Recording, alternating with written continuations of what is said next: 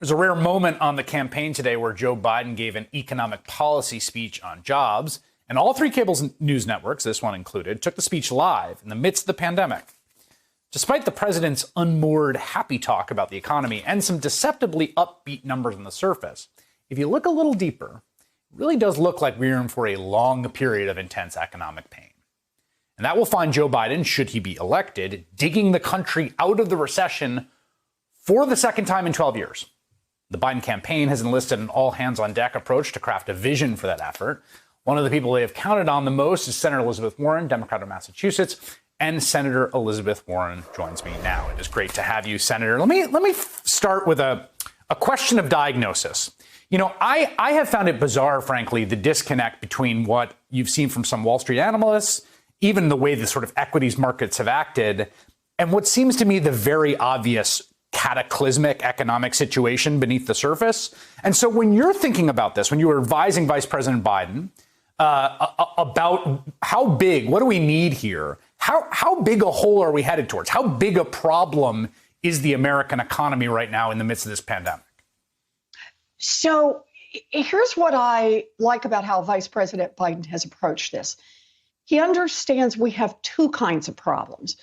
We have the immediate problem that has been brought on us by COVID-19, the fact that we have the highest unemployment since the Great Depression, that businesses have been shut down, that many small businesses are going to struggle to come back. Many are not going to be able to come back, that state and local governments are suffering and starting in with layoffs now. So we've got a big hole from the pandemic, but we were already having problems in this economy. We already had an economy working great for billionaires, but not working for a lot of hardworking American families, an economy that was leaving a lot of people behind and people who had jobs who were struggling and trying to hold it together. So the vice president took the approach of saying, we're not just going to try to plaster over the cracks and put some props in where it's falling apart. His approach was to say, we're going to build it back better. We're going to take an economy that had a lot of problems and we're going to make this economy work better going forward. That's the right approach. You know, there's a lot of space right now, it seems to me, because of the crisis for real out-of-the-box thinking. Congress passed huge bipartisan majorities, like trillions of dollars in the midst of this, because no one's ever encountered anything like this. Big public investments on the order of $400 billion, $300 billion, like big public investments, something that you called for your campaign, Senator Sanders did, other folks who were running called for. Those are now central to part of what the vice president's calling for. That's right, because the vice president's approach is we're going to build it back better. So he's done a couple of things here that I just really love. So one of them is he said we're going to make a big investment, for example, in research. We're going to make a big investment in innovation. We're going to be the America not only of the jobs today, but the jobs for 10 years from now and 20 years from now and 30 years from now. And he's got a real plan to do that and a real money investment in that. But he's doing another thing. He seized one of the powerful tools of government.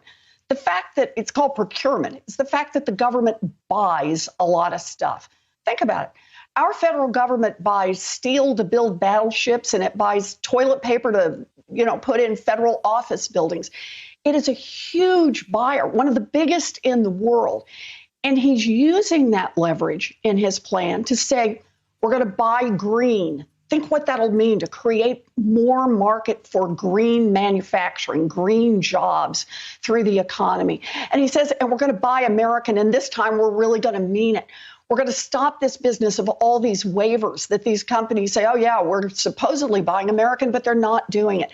And we're going to buy union. We're going to encourage union jobs. So he's going to use this powerful tool and make it work for America. Second thing that he's doing in this that's really terrific, he's being very intentional about who's been left out of this economy. So a big part of this plan is about making sure that communities of color get a real chance to participate in a growing economy, that African Americans and Latinos and Native Americans, that women, when they own businesses, that they'll get a chance to grow those small businesses and turn them into something. That when we're thinking about investment in America, that it doesn't all just go to the two coasts, that it goes all across America, and that we are really encouraging everybody and giving them opportunities to participate in this economy. It will be transformative.